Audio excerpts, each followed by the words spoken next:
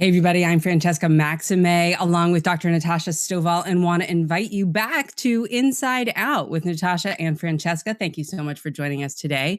It is Wednesday, July 15th, 2020, and we are still right in the middle of the COVID pandemic. We are still, receiving all of the awakenings that the culture at large is bringing into awareness around the protests and anti-Black racism specifically, and just structural inequities in general societally.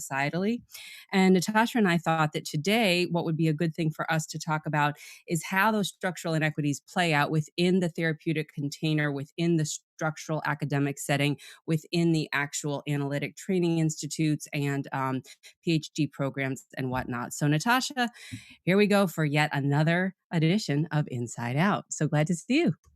Hi, Francesca. Hi, everybody. Thank you so much for joining us. And yeah, we're going to talk a lot today about what it's like to train to become a therapist and how much white supremacy and whiteness informs the practice and training of psychotherapy itself, even though the people who are involved in becoming therapists and training therapists and also consuming therapy are themselves often Black and brown people. Right. Yeah, the title for today is Beyond Inclusion: How Psychotherapy Training Recreates White Supremacy and What to Do About It. So, Inside Out is really a show for therapists by therapists, specifically for white therapists mainly, but really anybody obviously can watch and join and listen.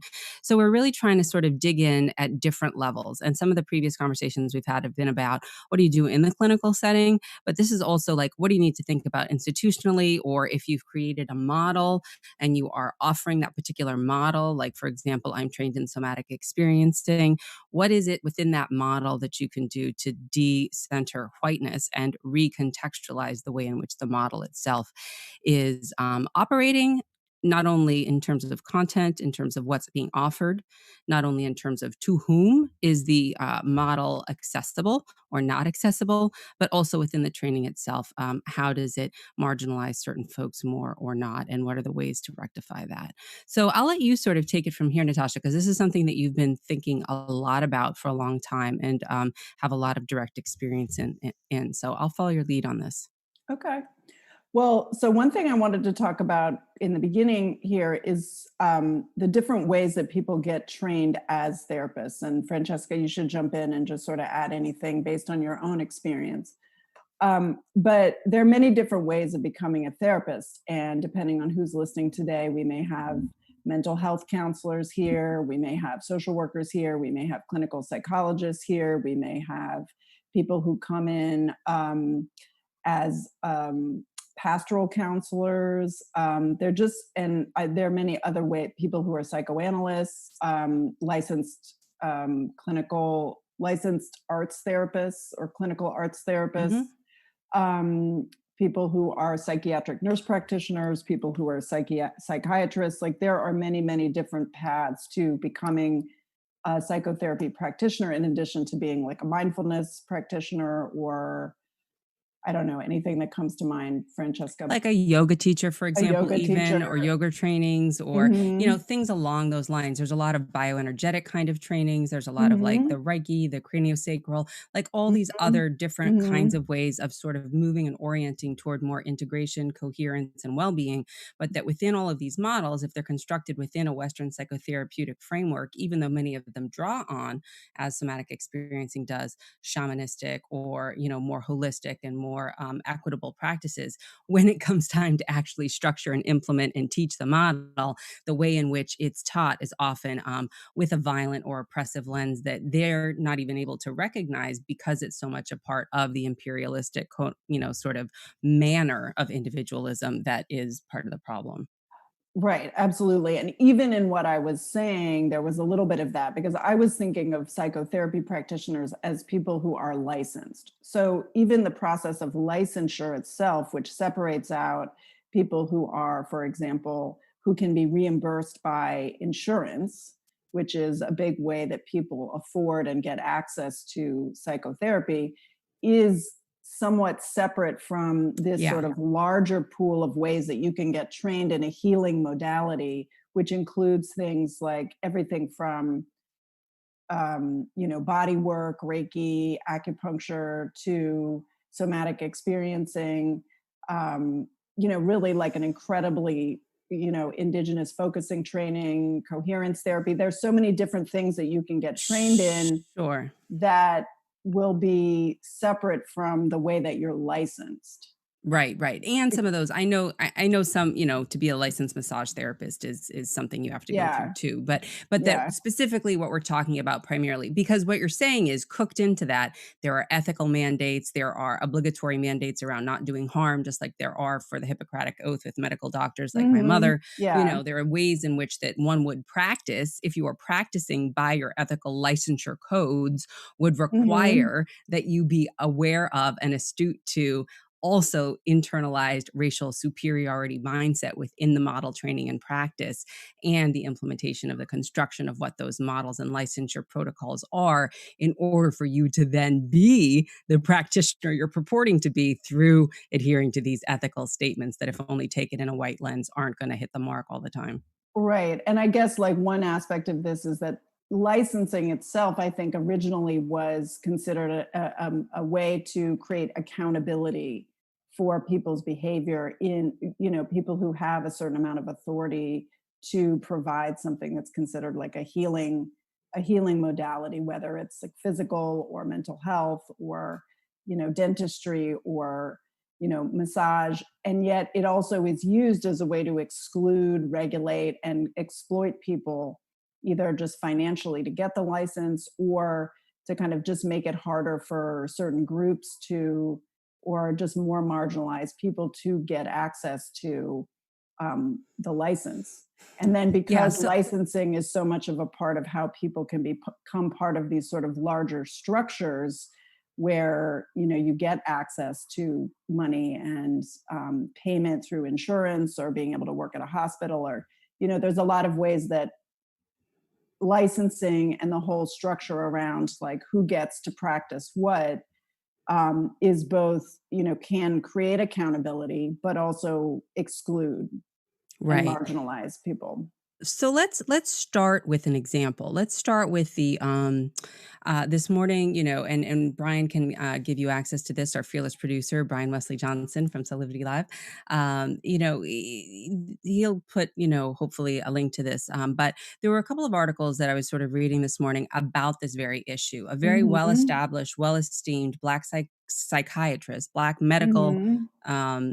Medically trained, psychiatrically trained woman, psychiatrist, wrote an article about how she's sort of, quitting regular, institutionalized psychotherapy because of the myriad of microaggressions, the myriad of ways in which she's tried to do institutional and structural changes that have not been adhered to. A lot of lip service and a lot of continuation. And yeah, structural racism is why I am leaving organized psychiatry. And that article really kind of pointed to the fact that within the training itself, and even after you are licensed and you're a professional, there's all kinds of problems. So, do we want to start there for the people? Absolutely. Okay, let's start there. Talk about that from your white clinician's perspective, but knowing what you know from knowing what you know. Well, one thing that's really interesting to me about this article in this particular moment is that she's talking about psychiatry, which is the medical field, right? So these are people who are medical doctors. So this is really, when you're talking about mental health and psychotherapy, this is really the top of the food chain in many of these kind of hierarchical systems of mental health. Like these are people who they get paid the most, they do pay the most for their training. Like it usually people come out of medical school with $200,000 of debt, $250,000 of debt. So they're under tremendous pressure to make money. Um, and a lot of people who don't come from inherited wealth will go and work in the public sector as a way to get student loan forgiveness. So there's a lot of psychiatrists who are working in public health, and both because they believe in the mandate of public health and wanting to serve underserved and marginalized populations, and also because they need help paying their student loans back.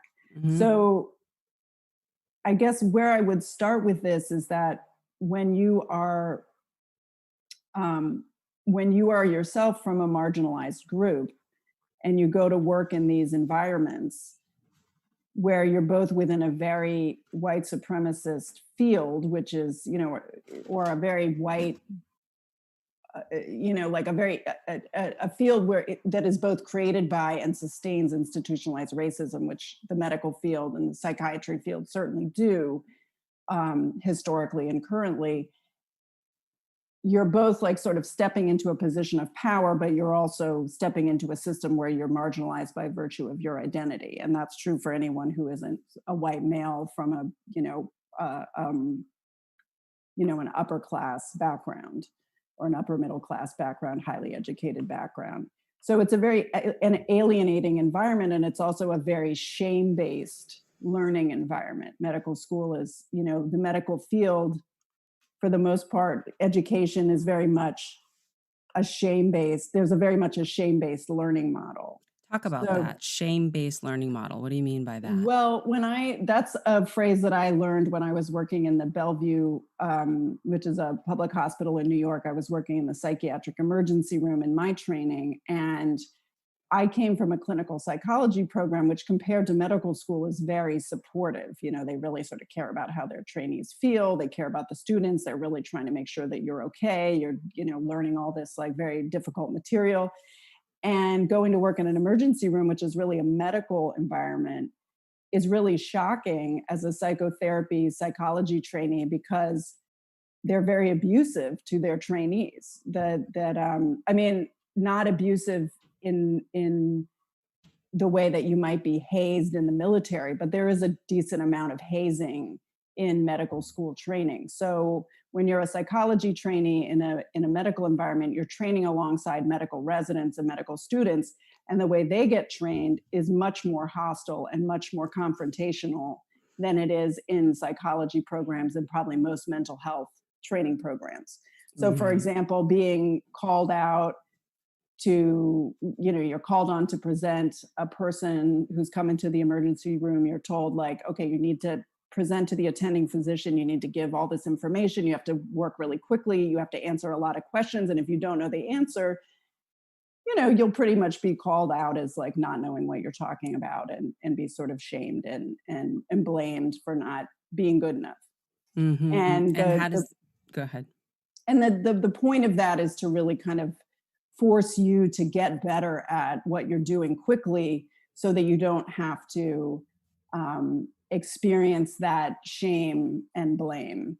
And it's sort of like a behavioral model. Like you're going to try to avoid the aversive punishment by getting better, by learning, Mhm, you mhm. And know? how does that play out differently for white clinicians in training versus Black clinicians? Well, I mean, there actually were no Black trainees when I was at Bellevue, and there were no Black doctors either.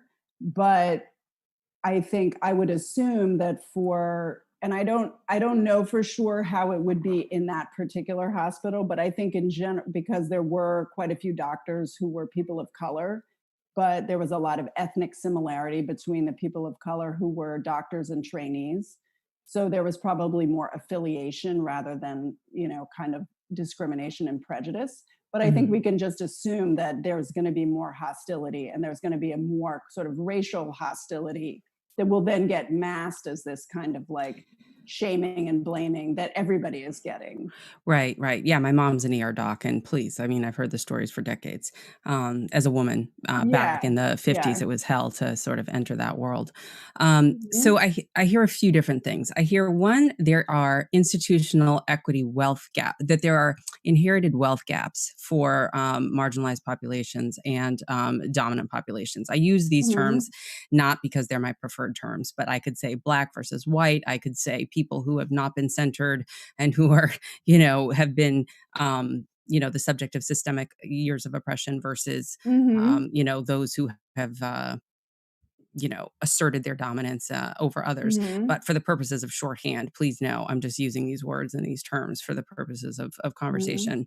But for those folks who have been marginalized for a long time, there isn't always that inherited wealth that you would have. And so part of the gap is I'm not going to go to medical school, or I'm not going to go to get a PhD because I don't have the money, Right, right? I can't And afford it. I can't right, afford to stop working, I can't afford to stop having income. right. Part of it might be nobody in my family has done that. Like, I don't have like a lineage there. I mean, a lot of people Mhm. do, right? Like, I Mhm. actually, went to school with a lot of um, folks who are Black doctors whose parents were Black doctors. And, Yeah, they're, so I'm not saying this is monolithic again, but I'm just saying that yeah, oftentimes that isn't something where you're just like, oh, yeah, everybody in my family was already a doctor, a lawyer, a banker, a psychiatrist, a right, psychologist, right? Like, right. and so there's that in terms of also the modeling. But say you do all of that, say you find a way, you have good mentors, you have your own resources, however it is, you go to school, you go into a training program.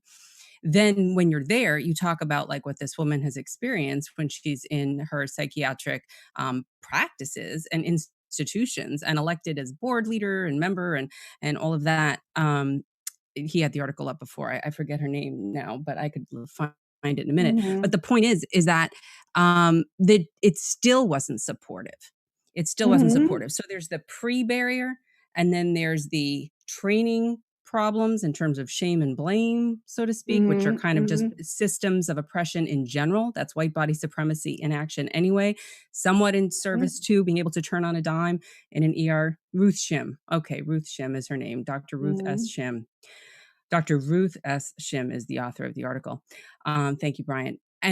And then there's also everything that happens afterwards, and I just Mhm. want to give because she pointed this out, Dr. Shim, a definition of institutional racism from the Aspen Institute, in case anybody's like, what are Mhm. we really talking about? Institutional racism refers to the policies and practices within and across institutions that intentionally or not, and this is important, produce outcomes that chronically favor or put a racial group at a disadvantage. Poignant examples of institutional racism can be found in school disciplinary policies, in which students of color are punished at much higher rates than their white counterparts, in the criminal justice system, and within many employment sectors in which day to day operations, as well as hiring and firing practices, can significantly disadvantage workers of color. Mhm. Mhm. So, And so what? So, go ahead.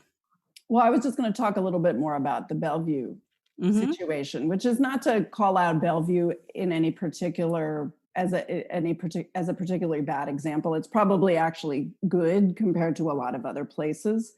Um, in the larger picture because it is a public institution.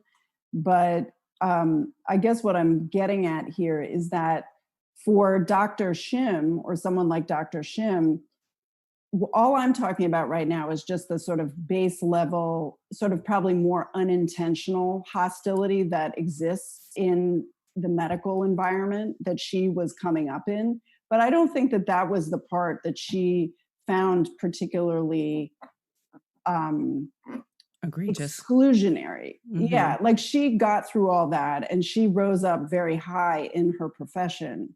And yet, I think what she was getting at, as much as anything else, besides the sort of like slow grind of microaggressions and macro aggressions, was this sense that the system that she was working in was never going to serve people like her and people that she wanted, that she had gone into the field to serve. And that no Mm. matter how much she asked nicely, forcefully, she put it coded language, not coded language, like the system itself was not responsive at its in a sort of very fundamental way to the needs of people who are by definition marginalized by this white supremacist Is system, that elitist? is what elitist or Is that because of elitism? oh, because of elitism. I think I guess like my thinking, I mean, I think psychiatry is one of the toughest in terms of undoing the white supremacist sort of underpinnings, because the idea of a mental state or a psychic state needing to be being a medical problem is by definition kind of pathologizing, especially when you're mostly working with tools like medication. Like the medical model around psychic states is inherently oppressive, I think. And so Mhm. it is hard to use it as a tool to serve, to kind of mitigate the distress caused by institutional oppression, Mhm, you know? mhm. But that's not to say that people can't be helped. I think it's just hard to feel like the system itself is helpful. And that's why I think Mm. she's sort of coming to a place of abolition versus reform. Because I think she's someone who was within this system trying to reform it for a long time and just came to the conclusion that it wasn't possible. So what would abolition look like? Well, it's interesting because within psychiatry, there is a whole movement that's mostly led by sort of people who identify as psychiatric survivors or people who are users of the psychiatric symptoms, people who have been in psychiatric institutions or have diagnoses of quote unquote mental illness. And those folks tend to the extent, like it's a very broad movement, but I think in general, the idea is like we want community based care. We want care that's really led by our own needs. Like Mm. we want to be a stakeholder. We want a bigger seat at the table. We don't want to simply be treated as, um, patients that need to be told what to do. And, if we don't, then we're considered non-compliant. Like it's the ask is for a more equitable form of care. Right, right. Yeah. I mean, if we look at the actual statistics, you'll see that a lot of Black Americans are diagnosed with things like schizophrenia compared to white, or, Mhm. that there are Yeah, certain diagnoses like reactive attachment disorder or something, and, yeah, that there's just, uh, that the degree to which inherited, they say racism is a pre-existing condition, and so to the degree to which that manifests in these psychiatric, diagnoses that are sort of, right.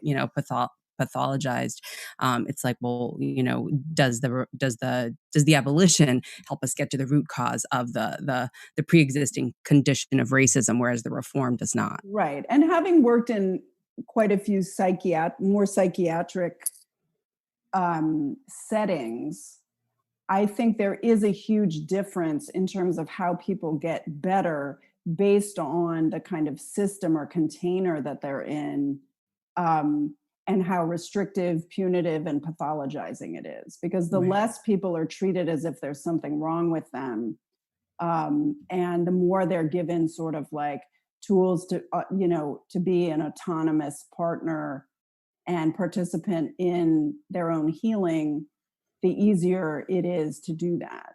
And a lot of the sort of systems that we have, which mirror mass incarceration in many ways for Black and Brown people who are economically, disadvantaged, the cure is as bad as the disease, Got it. or the cure is the disease.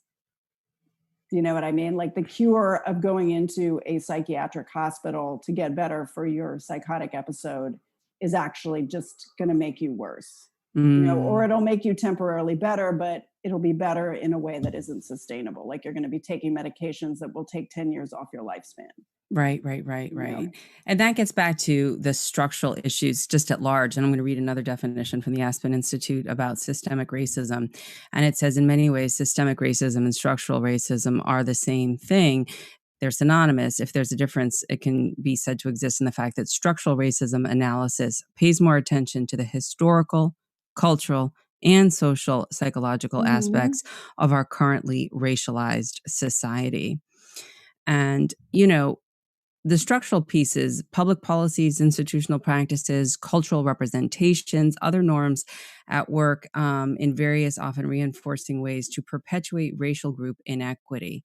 And I think that's really the whole piece is this it's this equity piece. They say that racism is power plus prejudice. So it's this power piece, it's this equity Mhm. piece. It's why we talk Mhm. about inherited wealth and not just are you Mhm. working or do you have a job or whatever, but what are you already receiving? And Mhm. in the terms of white skin privilege or white racially advantage, you're receiving something you may not even recognize as a thing, Right. and yet gives you access and sort of a lubricant when you enter these fields, if you will, right? Right. I mean, And yes, and licensing is a conduit to a kind of power that you need if you want to make a living as a mental health practitioner, or that's what many people assume. Now, I think there are mhm, actually many people who have managed to make a living um, doing things that are outside the structure of, state licensing.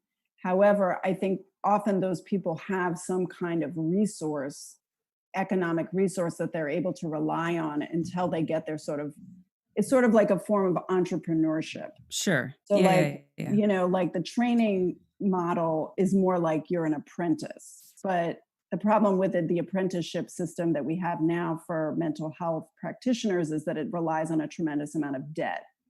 And right, you have to take on a lot of debt, which then sort of forces you into needing to make a lot of money by going into a more sort of conventional system of practicing like an evidence-based model in order to work, get a job working at a hospital or working, like you're going to have to make money when you get out of school, and in order to do that you're going to have to go work in some kind of system, state system, local system, private practice system, in which you're going to have to do something that's going to be very inherently kind of part of this, kind of these like you know empirical with models, which are, meaning like the empire, imperialist type models. mhm.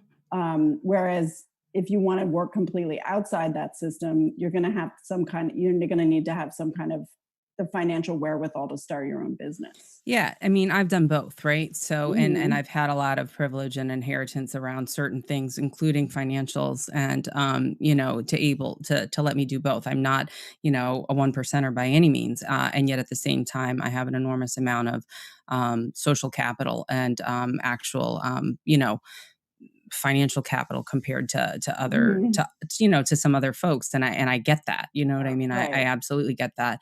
And I'm also kind of a hard scrabbling worker type person that kind of, puts things together Right. You have and to hustle. right, like, there's that. This is never an indictment of meritocracy, working hard, or actually disciplining yourself. This is always just that isn't always enough when these structural issues of racism, just as, whatever Right. with melanin is a factor, which is just a construct.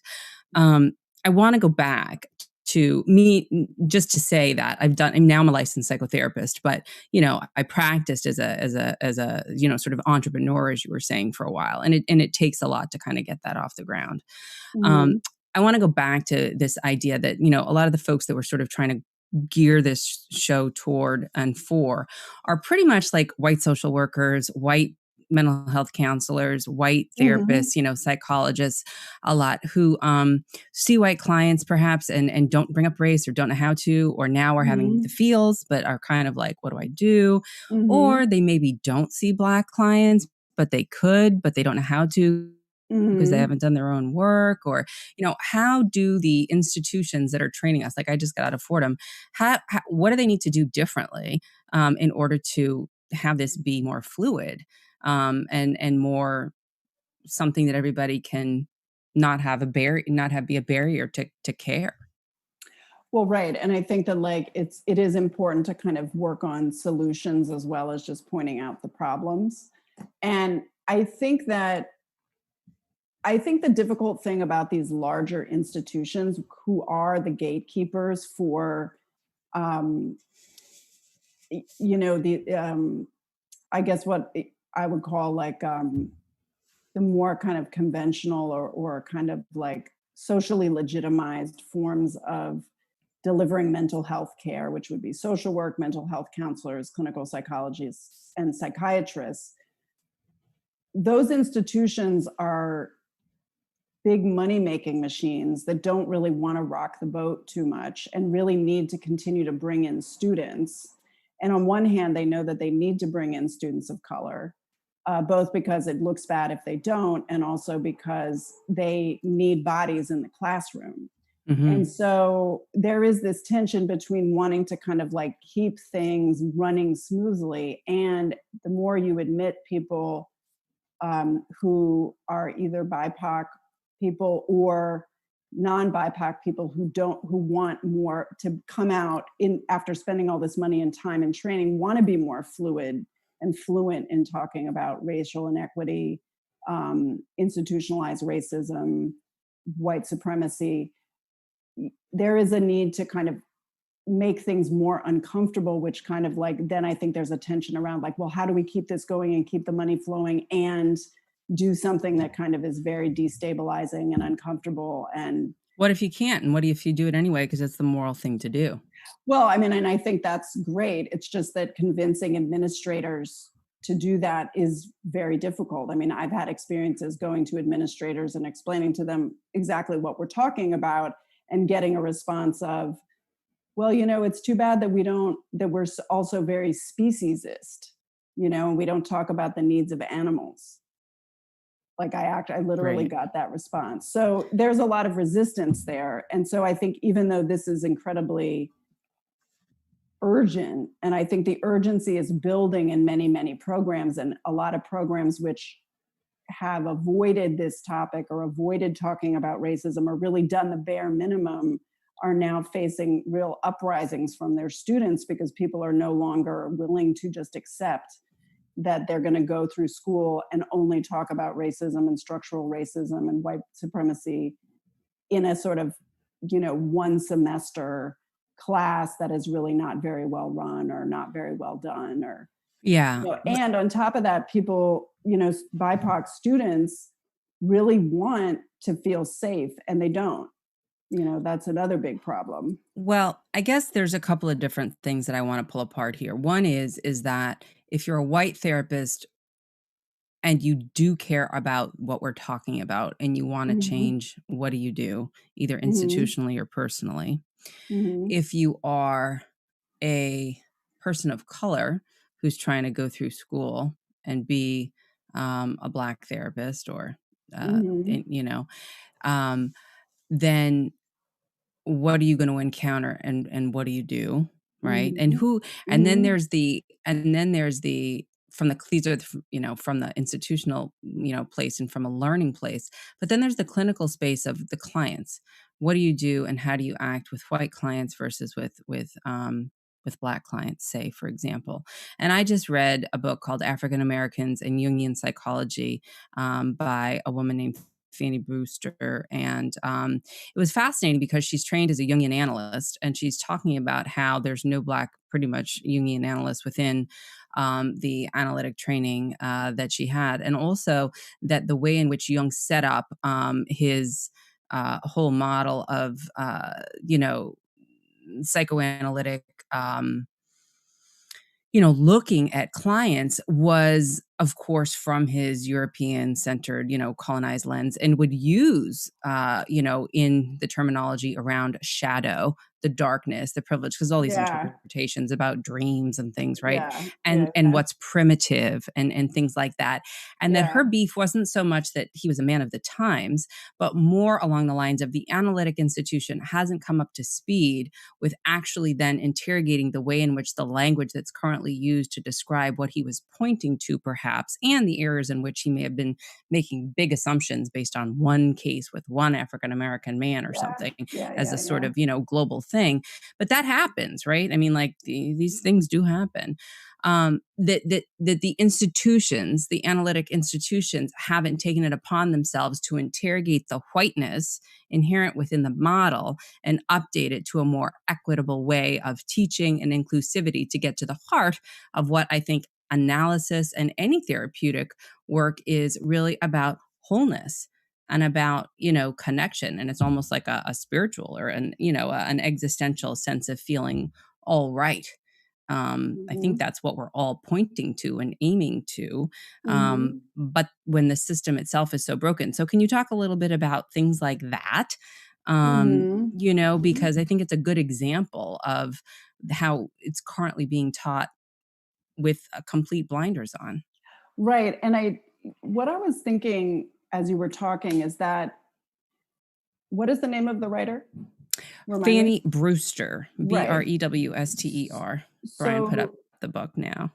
okay, good. Thank you. So she's a good example of someone who essentially has taken what was sort of presented or what is there and reinterpreted it and reshaped it for her own needs, and as a representative of a group of people who are not served and yet can draw some value or some utility from this theory or model, but for whom the model is not created and ultimately falls short, even though, and I think this is like generally how people who are not white men of privilege, who've had the space and the time and the resources to create these models, and white women of privilege, because there have been many women involved in psychology and at least psychology and social work and the psychotherapeutic models. Um, People have taken the structures that existed and refashioned them in a way that has been useful. Mhm.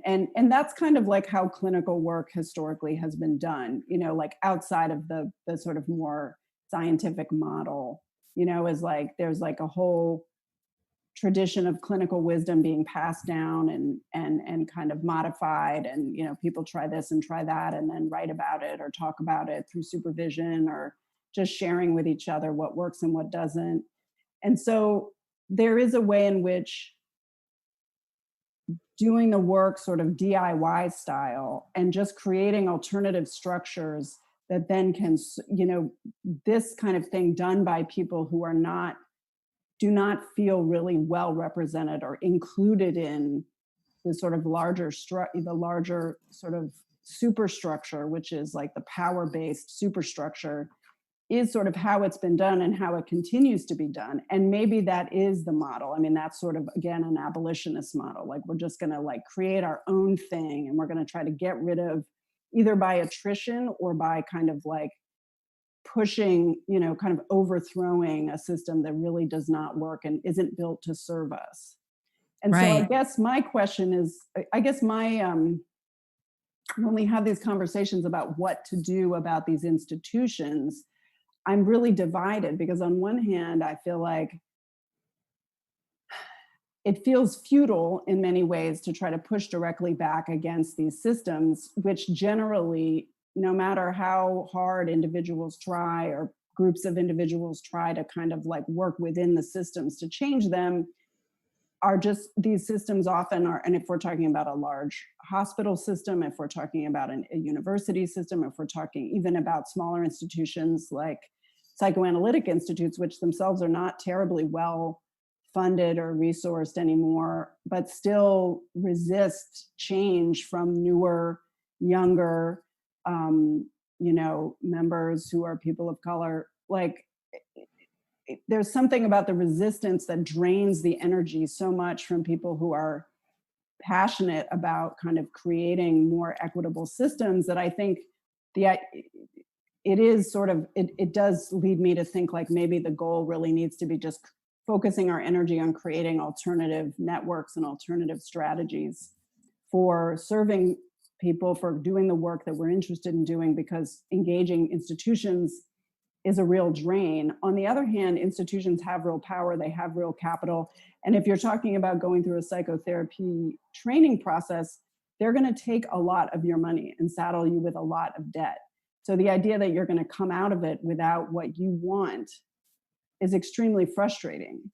So is it that we demand more? Because I mean, I was on a call Monday night with one of the analytic training institutions here in Manhattan, and they were sort of doing the mea culpa dance around, we need to do better and we need to, be accountable and we have, and it's a bunch of, quite, sort of maybe middle-aged therapists, maybe boomer age therapists and whatnot.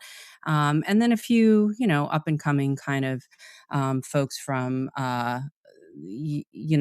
more culturally diverse communities.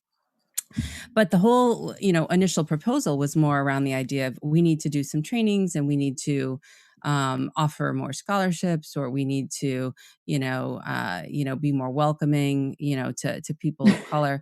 But I'm like, well, and my question was, how about you start with interrogating whiteness?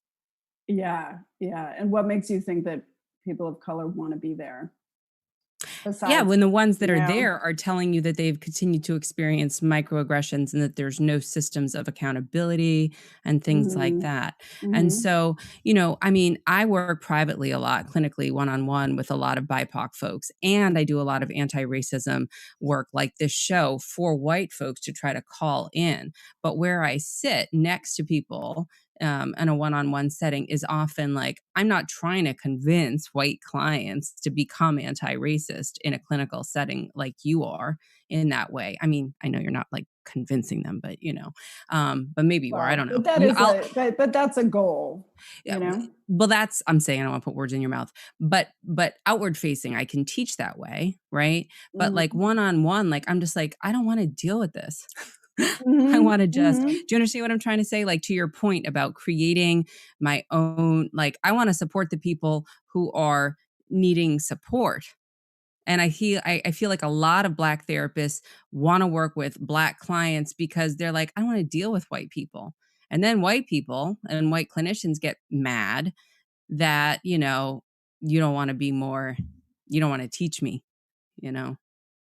You don't wanna you don't wanna be more open to my learning. Well, right. And I think that that it is like a real quandary because like when all the power is held by one group, by white people, then and those people, that group holds sort of the keys to the kingdom, then it isn't enough, then by saying like we're going to create alternative structures, but just it's over time, I think it will undermine the larger structure. But for the time being, the structure is going to exist. I mean, sort of like what do you do about the prison industrial complex? Like you can't just let it.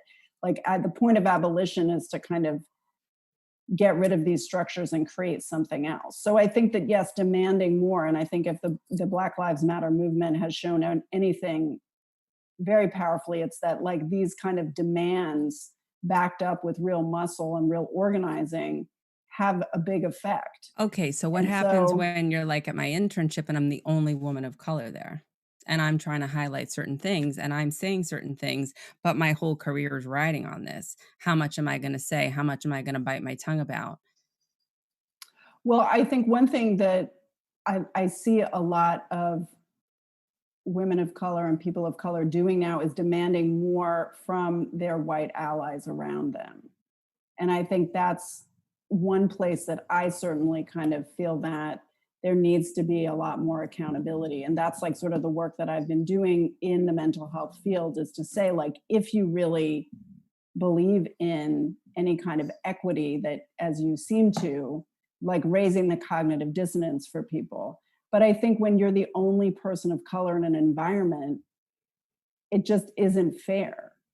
It isn't fair, and it also isn't psychologically healthy for you to have to take that work on. And so I think it's hard for me to know exactly what to say to you as a woman of color in that situation, because I think that's a very individual or sort of like personal decision. But I think if you really truly are alone in an environment that feels unsafe, in my personal experience, just outside of racial inequity, I would say like you need to do what you can to get to safety. Mhm, mhm. No, I So, appreciate that. It's that idea of how do we take the actual administrators and people in charge, and how do we be able to open up to their opportunity to learning and using this as a calling in to change and modify, as opposed to mhm, the comfort of privilege, which is I don't really have to, right? Like, I can dismiss you, this one person who's the fly in my ointment, absolutely. versus like, I've done this for decades this way and I don't really have to. Yes, okay, I'm sorry you're having a hard time. Have a cup of tea or something. Again, our topic for today is beyond inclusion, how psychotherapy training recreates white supremacy and what to do about it. Beyond inclusion. We're taking your Mhm. questions. If you have any questions, please put them in the chat box, send them to us as we go along here. Raise your hand or whatever you're doing on Zoom or on Facebook or on YouTube or Twitter. And all of that beyond inclusion, because I think sometimes with these models, with these trainings, and even with these like universities that sort of press out PhDs and social workers and mental health counselors, they figure if they have a certain number, like 20% of minorities or 20% of people of color or whatever in our attendance or in our graduation rate or whatever, then that means we're doing something right. Or even in a model, for example, I was talking to a trauma model founder the other day that I was interviewing for my Rerooted podcast, and he was saying, well, we did a cohort for all Black people. And I'm like, well, that's good, but that's not everything.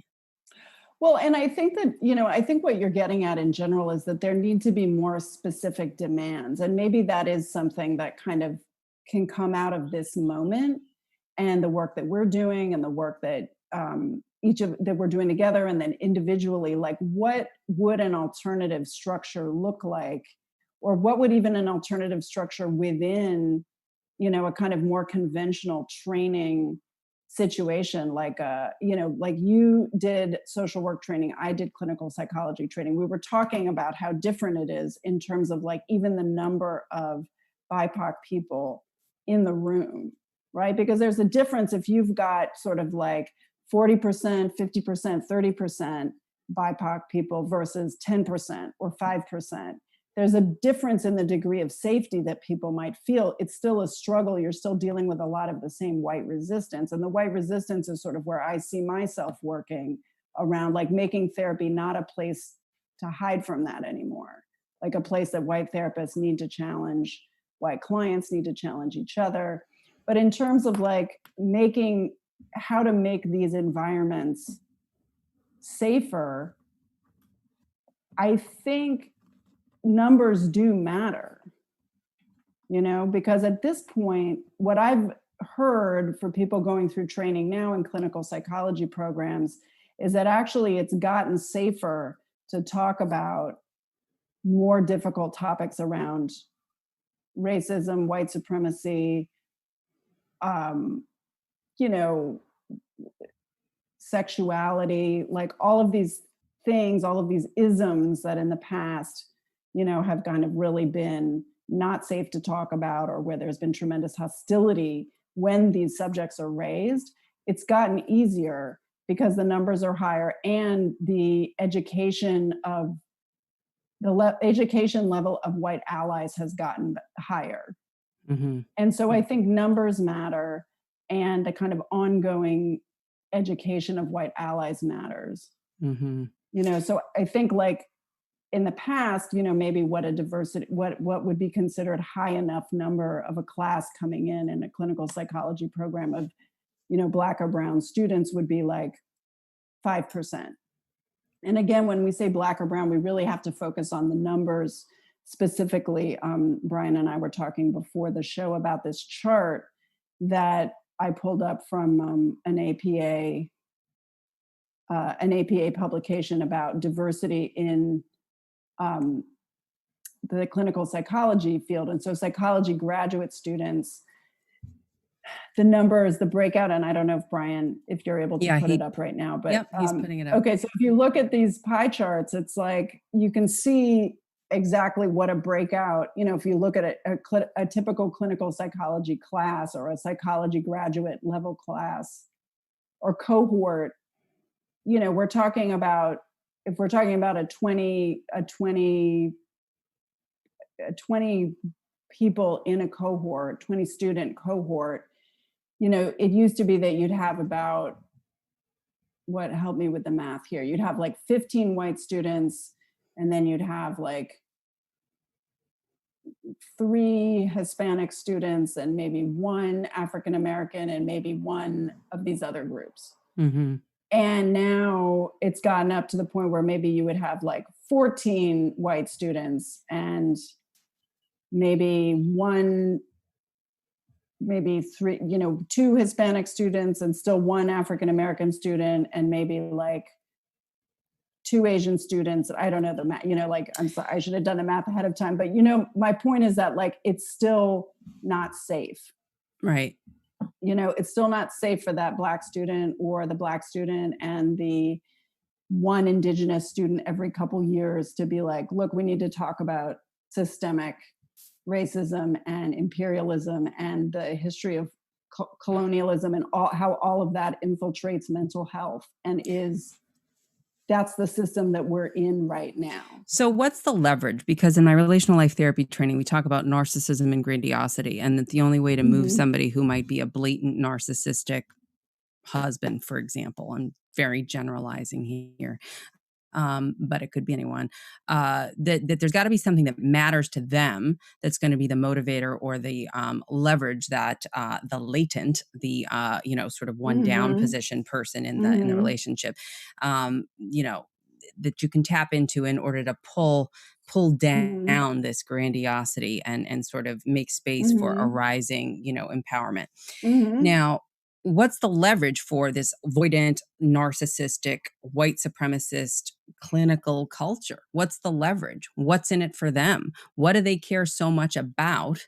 Whoever they are, right? The university deans, the analytic training program president office, whatever people, you know, these people who are centered in their power, doing good work as white, caring, concerned, potentially, possibly liberal or progressive thinking kind of folks, right? But what's the leverage? Because it's comfortable to stay where you are. There's inertia there. And it's nice to have good intentions, but if you're not actually doing anything differently, internally or externally, then you got nothing. Well, I think that movements have leverage, and I think that the BLM movement has showed once again that when you create an alternative structure that has a kind of a compelling narrative behind it, and that is allied with a sort of objective truth or a kind of like um, a truth that has a real um, that just like has like a charge to it, that people can look at it and feel it in their bones. Uh-huh. So I they're mean, appealing to your moral center. Janet Helms talked about that. The yeah, reclaiming of sort of the moral center or the ethical center of what it means to be human, especially when right. certain populations of folks like Black Americans literally were dehumanized for centuries. Right. Like you're tapping into a moral center. You're tapping into what people can see with their own eyes. And that has its own kind of leverage. However, it does need to have numbers behind it. And so I think that like that's why I sort of think of moving to alternative structures. And that's a way to kind of like put the energy into something that has like a kind of a narrative force to it. So But concrete terms, I'm not gonna pay for Fordham. I'm not gonna go to this analytic training program. I'm gonna go do this. mhm, I'm not gonna go to your white retreat center. mhm, I'm gonna go to this other place that's run by Black people, for Black people, for example, right? mhm, Or, that's mhm, created and mhm. constructed, because we see things in a way that is literally more inclusive, that is not only, that is more balanced, that's more based in equity and equality. And we're not going to, it's like we're not going to buy, literally we're not going to buy your product anymore. We're going to create the alternate. Is that what you Yeah, mean? yeah, I think that, like I came out of the punk scene in DC and there was a lot around like not participating in the sort of mass culture and creating your own structures, your own record label, your own this, that, your own place to play music, blah, blah, blah. And I think that like it is a really interesting model. I think in terms of training and licensing, one way to think about it is to begin to question the idea of like high status institutions because there are a lot of ways to get licensed that you can actually go through the process, you can get good training, you can kind of, if Like you're what? able to detach more, well, for one thing, like allowing yourself to let go of the idea of like needing to be called doctor, letting go of the idea of like needing, when people are beginning to contemplate training, like feeling like that you're going to be getting less if you don't become a medical doctor, you don't become a clinical psychologist. I mean, looking back on it now, I don't know if I needed to take on all the debt I needed to take on to do what I did. I did it because at the time it seemed like it makes sense. It made sense, and I was like very seduced by the idea of having a doctoral degree. And in some ways it made sense, but it also, but also only because I was in a position to do it at that time. But it's not necessary. Mhm. Like that the idea that it's necessary to have these sort of higher status degrees and access in order to do the work of helping people to heal from psychic distress is actually part of the problem. Right, but I don't know if that's really why people do it. I had a white clinical psychologist tell me, "You wanna go for for a 5-year PhD program because people think you're important when you have doctor in front of your name." And, I cringe at that. This is a white cis het male, therapist, and yet at the same time, I'm like, "Well, I'm not ready for that. I don't wanna do that right now, and I'm gonna go do this instead," But which is that's fine. very, but I don't know that that's true, because I think there are people out there with no degree charging the same amount. I mean, it depends again on like, it also depends on the access that you have to people who are willing to pay and not just use insurance, because we're talking about the only people who can go see people who aren't licensed or can sort of pick and choose who they want to go to, or people who don't have to use insurance or Mhm, even can access mental health care outside of any kind of public system. mhm. So, like, again, like making mental health care accessible and less exclusive and less, that's like sort of a separate but very connected conversation, because part of the reason that we have such difficulty with people accessing mental health care, especially people who are poorer, is because there's so much emphasis on doctors and people with doctor in front of their name making high salaries, in Mm. addition to insurance executives making high salaries, and all the people who are parts of these systems that are making seven figures in order to deliver healthcare for people on Medicaid. Mhm, mhm, mhm. Right, right, So right. that's part of it. But I guess, like, just to wrap up your question, like, I think it's telling that it was a white cishet male that told you that, because he's probably the one who's not going to take you seriously if you don't have doctor in front of your name. But Mhm, there's probably mhm. a lot of other people who don't have as much privilege as he does, who would be perfectly happy to get high quality care from someone regardless of if they have doctor in front of their name. And it's only people who are super invested in these systems of privilege that use these markers of privilege to figure out who can give them quality care. Mhm. Yeah, I think it's a good note, and I don't know how much we unpacked about like, it's just a big thing, right? Like, yes, institutionalized racism within these teaching academic institutions and whatnot is a problem. How we deal with it is going to be an evolution. I think what I heard you say is essentially that, these movements can be leveraged. These social times of Black Lives Matter and the protests can be some of the leverage to help Right. appeal to the hearts and minds of those within institutions that are Yeah. centered in seats of power to actually really interrogate and look at what and how the training is structured, and really also circle back to the ethical mandates that are cooked into all of these licensures, and really apply the lens of racism and anti-racist action in a very real and embodied way, and triple check on that, and then wherever Mhm. there are places where there are holes, should start to get to work on that right now. Right. And I think that for white-bodied people and people who are positions of privilege within these systems, like, it's not enough for us to rely on grassroots movements. We have to create our own movements and our Right. own leverage within these systems, and we do need to work collectively in order to do that.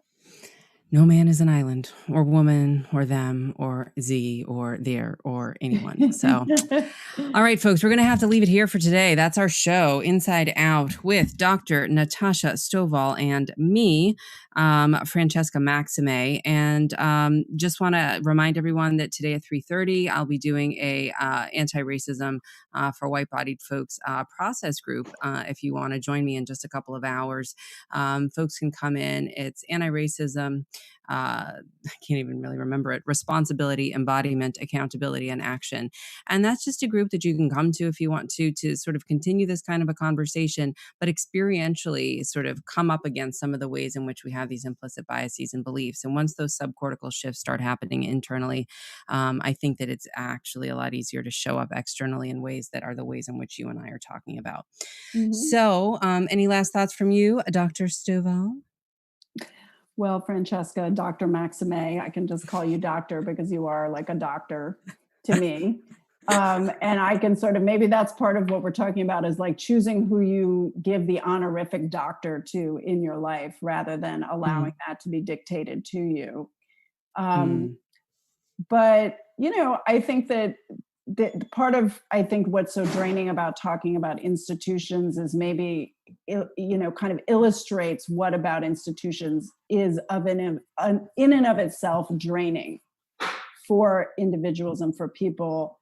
And that there is something about having institutions that that there's like kind of a desire for, but also like that maybe it doesn't serve us as like sort of humanity in terms of, you know, creating a more equitable society where everyone is valued, everyone is sort of met according to where they are and like their abilities, and you know, allowed to contribute and, you know, live as in a way that kind of makes sense for them and the collective. Yeah, being authentic and having that be safe. Yeah, and maybe like in, you know, sort of in terms of what we're suggesting, you know, maybe this is just a starting point in terms of like having a conversation about what is going on in the present, but that we need to have more conversations about and continue this exploration of like what can be done in individual situations, you know, like the ones you're describing of like, you know, the clinical psychology cohort with one Black student and one Indigenous student and the rest white, and how to address that individual situation versus like sort of these more theoretical conversations about, you know, the overall problem. Right. Well, we got to start somewhere. So we're starting here, and we're also going to dig back and, you know, inviting everybody to look at everything from the inside out. Take your time, do your reading. Most of the folks that say once you start to see this, you can't unsee it and it becomes your life's work. And I certainly say that about what's happened with me. It's not something you do. It's a part of who you're becoming. And we invite you to take the journey with us. I'm going to leave it here for now. We're out of time. Thank you to Brian Wesley Johnson, our fearless producer, Liberty Live, Yay! and to Natasha, and to all of our viewers and listeners. You know, ping us if you have any more questions. We'll see you again next week. Same bat time, same bat channel. Take it easy. Thank you, Jessica. Thank you for watching Inside Out with Natasha and Francesca here on Solivity TV every Wednesday at noon. Solivity Magazine brings you the best in inspiration on Solivity TV. Check out our new shows.